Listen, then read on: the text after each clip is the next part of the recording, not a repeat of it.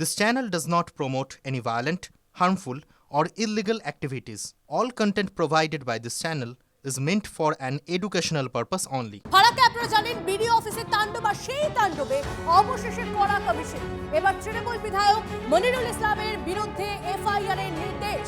জেলা শাসককে এফআইআর করে বিকেল 5টার মধ্যে কমিশনকে জানানোর নির্দেশ। আরও একবার আপনাদেরকে জানিয়ে রাখি, ফারাক্কায় বিডিও অফিসের তাণ্ডবের ঘটনা আপনাদের মনে রয়েছে। এবার সেই তাণ্ডবের ঘটনায় অবশেষে কড়া কমিশন। এবার তৃণমূল বিধায়ক মনিরুল ইসলামের বিরুদ্ধে এফআইআর এর নির্দেশ। জেলা শাসককে এফআইআর করে বিকেল 5টার মধ্যে কমিশনকে জানানোর নির্দেশ।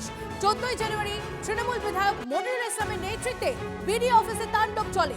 আক্রান্ত হন মাইক্রো অবজারভার। সেই মুহূর্তের ছবিটা আরো একবার আপনারা দেখছেন।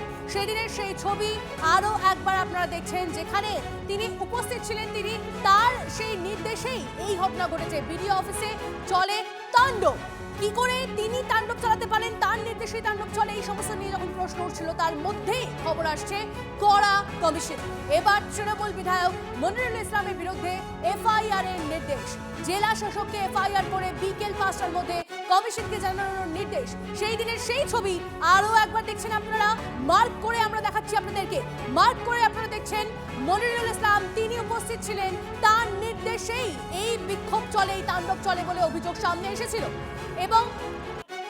এবং এর মধ্যেই আপনাদেরকে জানিয়ে রাখি, তৃণমূল বিধায়কের বিরুদ্ধে এবার এফআইআর করার নির্দেশ। এই ঘটনায় এবার কড়া অবস্থান কমিশনের। এবার তৃণমূল বিধায়ক মনিরুল ইসলামের বিরুদ্ধে এফআইআর এর নির্দেশ। জেলা শাসককে এফআইআর করে বিকেল 5টার মধ্যে কমিশনকে জানানোর নির্দেশ। কৌশিক আমাদের প্রতিনিধি আমাদের সঙ্গে রয়েছে সরাসরি। কৌশিক, আমরা দেখেছিলাম কিভাবে বিডিও অফিসে তাণ্ডব চলেছিল। সেই দিনের সেই ঘটনার পর এবার কড়া নির্দেশ কমিশনের। জেলা শাসককে এবার এফআইআর করার কথা বলা হয়েছে। তারপর জেলা শাসকের তরফ থেকে কিছু জানানো হয়েছে।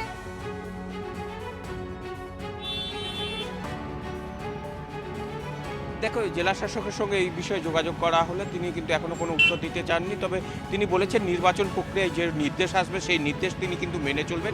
এখন দেখার বিষয় যে সময় আর বেশি অপেক্ষা নয়, আর আধ ঘন্টা মতো সময় রয়েছে, 30 মিনিট, যে 5টার মধ্যে যে রিপোর্টের কথা বলা হয়েছে তার মধ্যে এখন কি হয় সেটাই দেখা। তবে বিডিও যেদিন অভিযোগ করেছিলেন, যিনি ফারাক্কার যিনি বিডিও রয়েছেন, সেখানে কিন্তু আননোন হিসেবে অভিযোগ করেছিলেন এবং তারপরে 6 জন গ্রেপ্তার হয়েছিল। তার পরবর্তীতেও কিন্তু এই মনিরুল ইসলাম একাধিকবার হুমকির মতো ঘটনা ঘটিয়েছে, হুমকি দিয়েছেন এবং যে এসআইআর নিয়ে নির্বাচন কমিশনের মাজা ভেঙে দেওয়ার মতো কথা বলেছিলেন।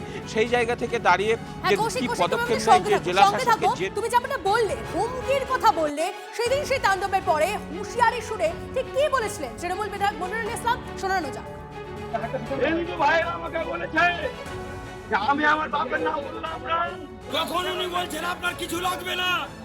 আর রহিমের যখন নাম শুনছে তখন 14 কুস্তির ওর খতিয়ান চাইছে। এই টিচারিটার নির্বাচন। আরে আমার 7টা ছেলে আছে না 9টা ছেলে আছে, তোমার দেখার কি আছে?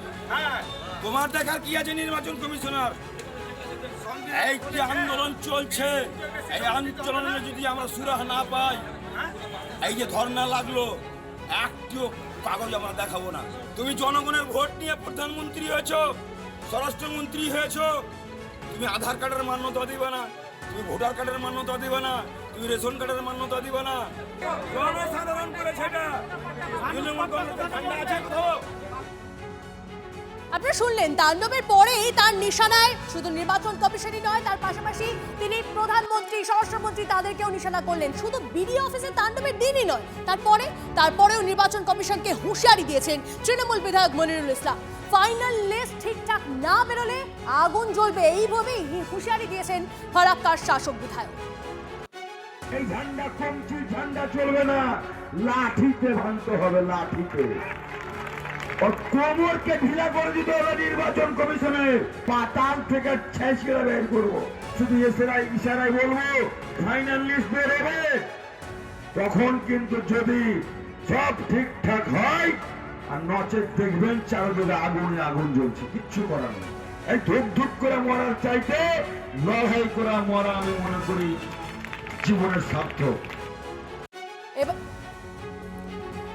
এবার এই তৃণমূল বিধায়কের বিরুদ্ধেই এফআইআর করার নির্দেশ দেওয়া হয়েছে। জেলা শাসককে এফআইআর করার নির্দেশ দিয়েছে কমিশন। যে ঘটনা ঘটেছে, তাণ্ডব চলেছে বিডিও অফিসের ভেতরে এবং তারপরে তার একের পর এক শাসানি, যে কথাগুলো আপনাদেরকে শোনাচ্ছিলাম, মনিরুল ইসলাম শুধু সেই তাণ্ডবের দিনই নয়, তারপরেও ঠিক এই ভাষাতেই তার বক্তব্য। নির্বাচন কমিশনকে হুঁশিয়ারি দিয়ে তিনি বলছেন ফাইনাল লিস্ট ঠিকঠাক না বেরোলে আগুন জ্বলবে, এমনটাই হুঁশিয়ারি দিয়েছিলেন ফারাক্কার শাসক বিধায়ক। এবার তার বিরুদ্ধেই এবার এফআইআর করার নির্দেশ। কৌশিকের সঙ্গে কথা বলছিলাম। কৌশিক, যেমন তুমি জানাচ্ছিলে যে আমরা দেখেওছিলাম যে তাণ্ডবের দিন, তাণ্ডবের পরেও তিনি একের পর এক নিশানা করে গিয়েছিলেন, তারপর তার বিরুদ্ধে এবার করা কমিশন।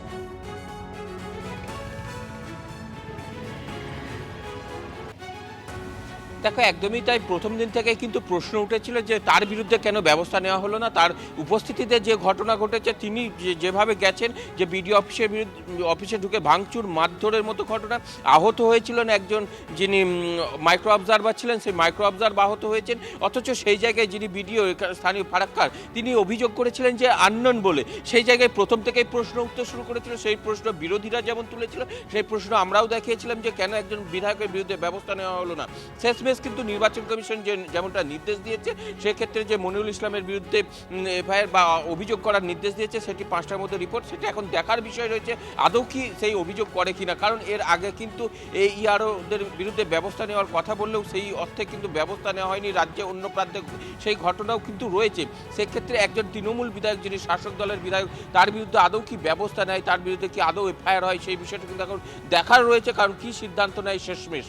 তবে যে বিধায়কের বিরুদ্ধে এফআইআর জন্য যেটা বলেছেন অভিযোগ করার জন্য, সেই বিরুদ্ধেও কিন্তু জেলা শাসক এখন কি করবেন সেটা এখন জানা যায়নি। তবে তার সঙ্গে যোগাযোগ করার অনেকবার চেষ্টা হয়েছে, তিনি এখনো স্পষ্ট করেনি। তবে নির্বাচনের যে নিয়ম, সেই নিয়ম মেনে আমরা তোমার মাধ্যমে জানতে পারবো যে তিনি কি, তার কি অবস্থান হতে চলেছে। এবার জেলা শাসক কি ব্যবস্থা করতে চলেছেন, এফআইআর আদৌ তিনি করেন কিনা, সে বিষয়ে অবশ্যই দেখার। এই মুহূর্তে বিজেপি নেতা রাহুল সেনা আমাদের সঙ্গে রয়েছেন। রাহুল বাবু, ফারাক্কায় আমরা দেখিয়েছিলাম মনিরুল ইসলাম তার নেতৃত্বে ঠিক কিভাবে তাণ্ডব চলেছিল এবং তারপরেও সে বারবার করে শাসিয়েছিল, নিশানায় ছিল কমিশন। এবার তার বিরুদ্ধে এই বিডিও অফিসের তাণ্ডবে করা হয়েছে কমিশন। তৃণমূল বিধায়কের বিরুদ্ধে এবার এফআইআর এর নির্দেশ দেওয়া হয়েছে। জেলা শাসককে এফআইআর করে বিকেল 5টার মধ্যে কমিশনকে জানানোর নির্দেশ দেওয়া হয়েছে। কি বলবেন? একদম সঠিক কাজ।